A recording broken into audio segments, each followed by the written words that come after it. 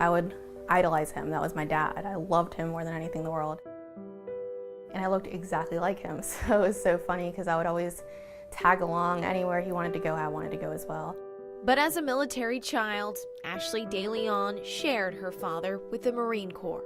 My father was very charismatic, and everybody that met him loved him. And Master Sergeant Rosendo DeLeon loved his country. He served 22 years in the Corps. In their time apart, The letters that he sent me when he was gone, handwritten letters brought them together. you'll always be my little princess. I'll always be here for you no matter what, and I'll always be your dad. Her dad deployed 7 times to Iraq and Afghanistan. He became less and less like himself every time. Every time he left, Ashley wrote. Every time, more afraid he wouldn't come back. But every day in the news, in the paper, everywhere you hear, 3 more Marines killed today by a roadside bomb, and I think, please God, please don't let it be my daddy. Thankfully, it never was her father. But his invisible wounds, carved out by years of combat and losing Marines to war, would not heal. He was having so much inner turmoil. Diagnosed with PTSD and medically disabled, Ashley says her father retired in 2012. But his battle was far from over. I mean, I didn't anticipate anything happening of this magnitude. I could smell like the gunpowder as soon as I went down the staircase. And he had his shotgun and he was just pacing like an animal. He was just shooting to shoot. Christmas Eve 2014. Breaking news now, we're getting details about what Jacksonville police are calling a shooting incident. Jacksonville police say shots were fired this morning inside a residence. No one was hurt, but for Ashley, it was her father's breaking point, a final cry for help. They took him to the hospital for an evaluation, and they released him that day. He had given so much of himself to this country, and he was being rejected of the help that he needed. She had nowhere to turn. So I wrote to the one person that I thought could help us. Dear Mr. President, In a 3-page letter, again, Ashley wrote to bring her father back. the small girl who grew up waving the American flag at her daddy's homecomings yelled no from the bottom of her gut. I didn't care if I died, Mr. President. I'm 21 years old, and I would sacrifice myself without a second thought to save the man who raised me from taking his own life. Because when his country turned their back on him, I was still there.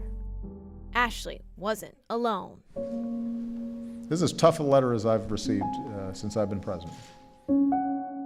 Penned on White House stationery, Ashley got an answer. It's a little white note card, and on that was the president's response. I was astounded. I didn't think that he would even receive it. I didn't think he would read it. Ashley, I'm asking the VA to reach out to your family to provide any support that you need. And please know that beneath the pain, your father still loves his daughter and is surely proud of her. Sincerely, Barack Obama.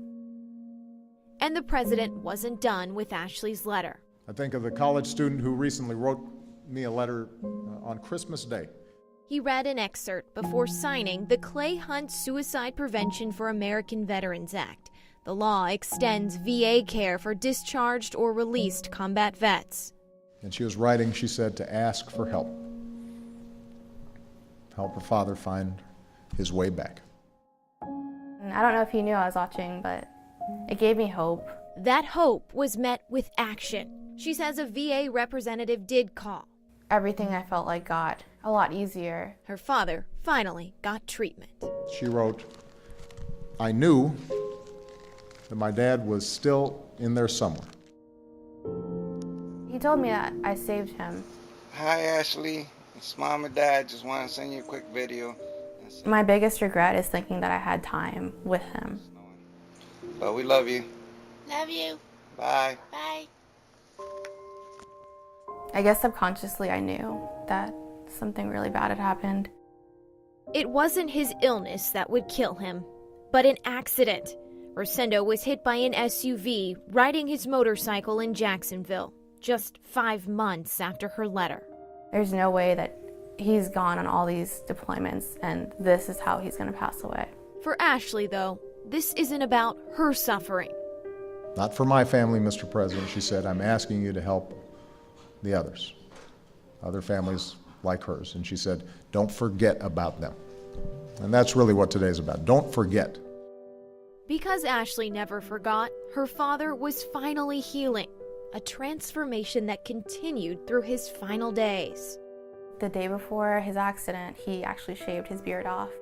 I think that was symbolic of him kind of going back to the man that he wasn't hiding behind this anymore.